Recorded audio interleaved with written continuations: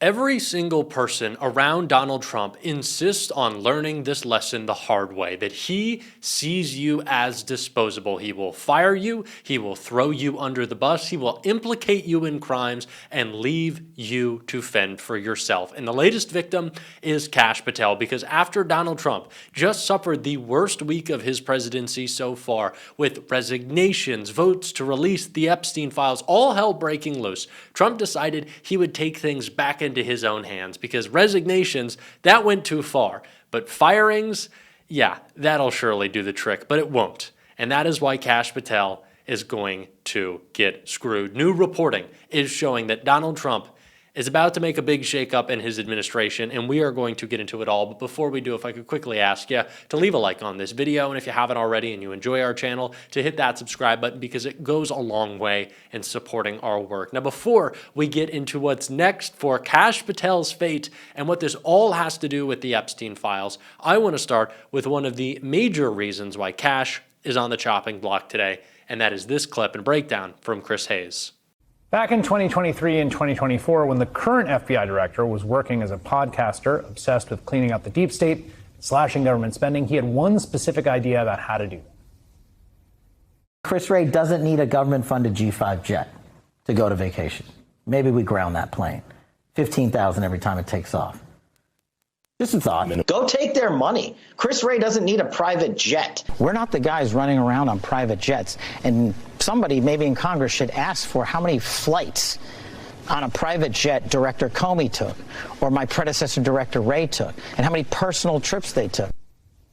Don't knock it until you try it. That's what I say about private jets. The use of government jets for personal travel by former FBI director was sort of an obsession of Patel's for years. In 2023, Patel called former director Chris Wray a, quote, government gangster for his jet usage, which is why it was surprising to see Patel repost this photo on Sunday of him in his FBI-branded hoodie out on a date with his country singer girlfriend, Alexis Wilkins. Now, Wilkins was performing at a Penn State sporting event on Saturday. And if you're wondering how Kash Patel got there to support her, well, public flight logs show he took a taxpayer-funded government jet. Later that night, that same jet flew from Pennsylvania to Nashville, where Patel's girlfriend lives. Now, I should know, FBI directors are required by law to use government planes for security purposes. It's a point Patel raised in May when Senate Democrats last inquired about his jet usage. Oh, this is a great point. Do you know why I have to use a private jet? Because Congress made it mandatory. Okay. In April 5th, well, we didn't make it mandatory that you go to UFC games with Mel Gibson. Are you telling me I can't go home? You got to use some judgment here. I love the logic there. I had to go to the event. So what, I'm supposed to stay there? Well, you don't have to go to every event.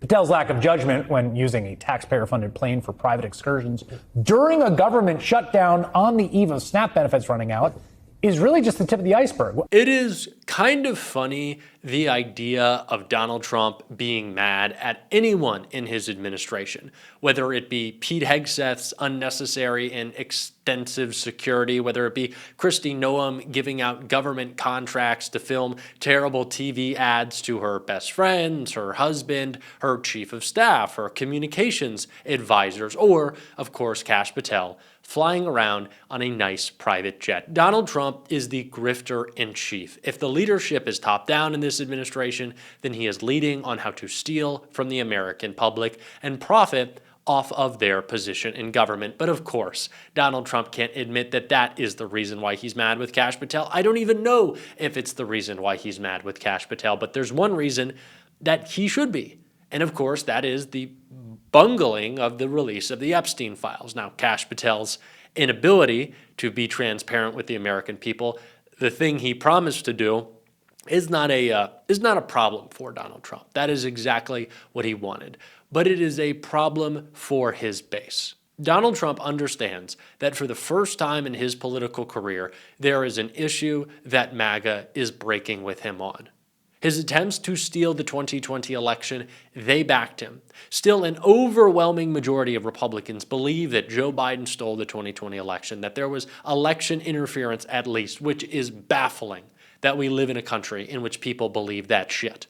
But what Donald Trump cannot convince them of is that his hands are clean when it comes to Epstein. Both his relationship in the 90s, the 2000s, of course, the cover-up in his first administration, and now the cover-up here, Donald Trump cannot change their minds. And it is why he has to throw someone under the bus. Now, I find it fanciful that Kash Patel was operating independently of Donald Trump when making decisions about Epstein, but of course, Donald Trump doesn't care about what's real and what's true. He wants a PR spin, and that is why amidst this MAGA civil war, we are getting this report. Breaking! Trump considering to fire Kash Patel, report says. Donald Trump is weighing whether or not to fire Kash Patel as the FBI director in the coming months, reported MS Now on Tuesday. The report cited 3 people with knowledge of the situation who requested anonymity in order to speak freely. White House spokeswoman Abigail Jackson released a statement to MS Now in response to their report saying, President Trump has assembled the most talented and impressive administration in history. I'm trying not to laugh right now,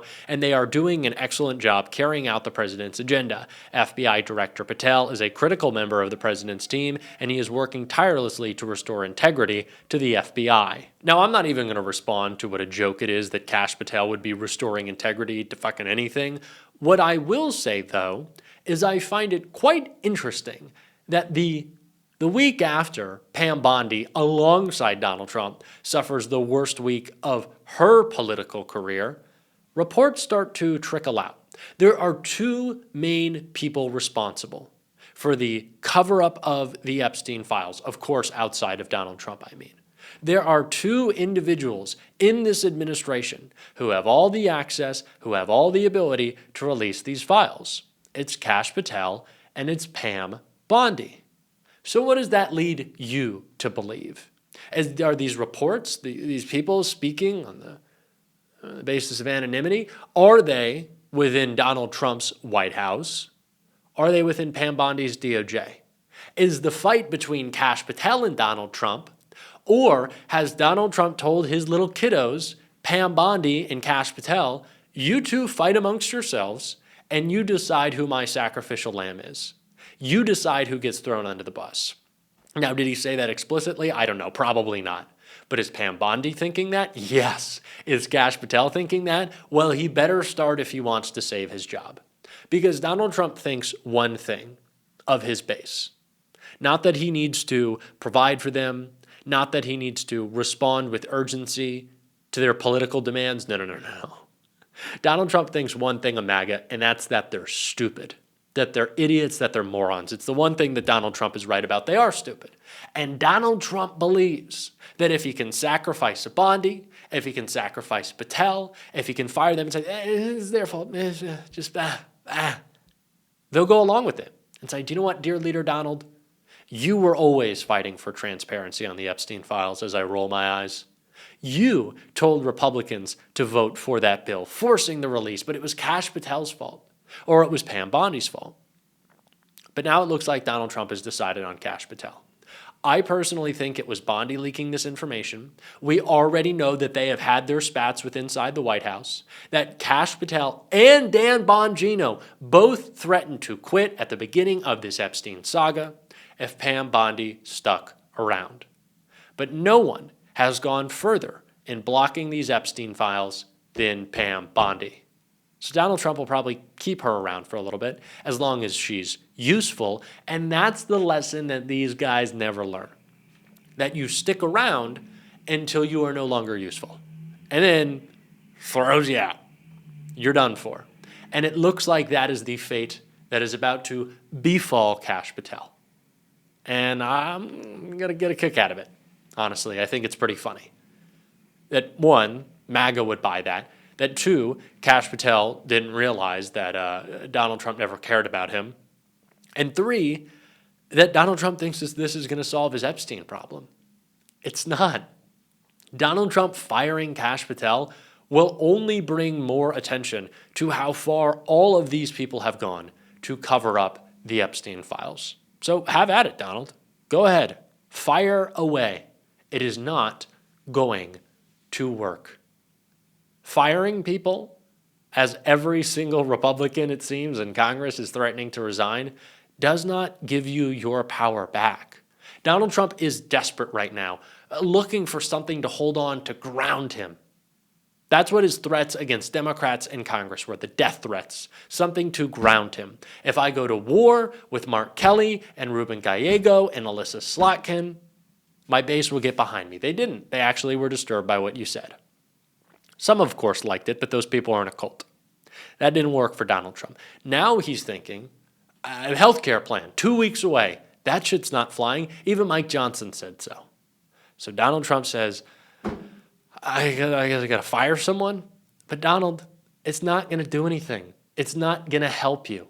Every attempt to cover up the Epstein files, whether it be a blockade, a diversion, a look over there, a firing, does nothing. It does nothing.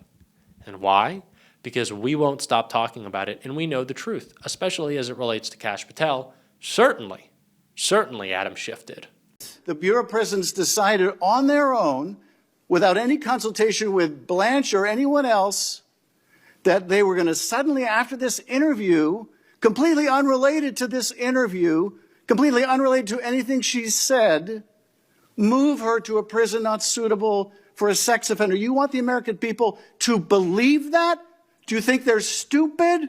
No. I think the American people believe the truth, that I'm not in the weeds on the everyday movements of you're not in inmates. the weeds? What I am doing is protecting this country, providing historic reform, and combating the weaponization of intelligence by the likes of you. And we have countlessly proven you to be a liar in Russiagate, in January 6th. You are the biggest fraud to ever sit in the United States Senate. You are a disgrace to this institution and an utter coward. I'm not surprised.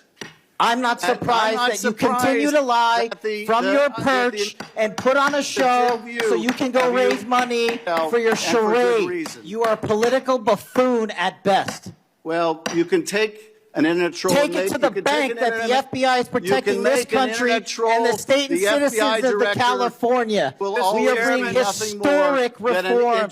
Point of order. But all you care about is a child sex predator that was prosecuted by a prior administration, and the Obama Justice Department and the Biden Justice Department did squat. And what did President Trump do? Bring new charges courageously. And what have we done? Chairman, you said I'm the most transparent FBI director in history. 33,000 pages of information to you. I challenge you to say anything credibly to the truth. Go ahead and run to the cameras where you want to go now. Both of you be quiet. You cannot distract Donald. You cannot hide, because we will continue to call you out on this show. And if you want to support that, as always, you can hit that subscribe button, leave a like on this video. If you stuck around to the end, drop a blue heart in the comments. If you want to hang out with the show on another platform, you can follow me on Instagram at JD Cocchiarella. Keep on fighting, y'all. Don't let them silence you. And until next time, and happy early Thanksgiving, I'll see you soon.